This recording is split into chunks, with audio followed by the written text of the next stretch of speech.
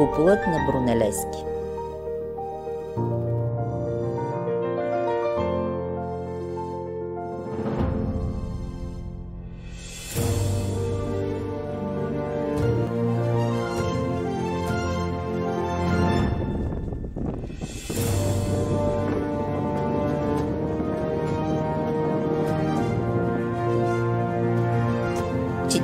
,5 метра и половина е вътрешният диаметър на купола.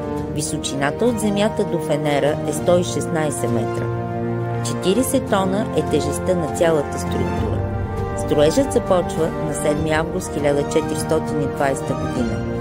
Близо 2 милиона са използваните работни часове до завършването на 31 август 1436 година. Куполът е покрит с над 4 милиона червени тухли. Впечатляващо и респектиращо.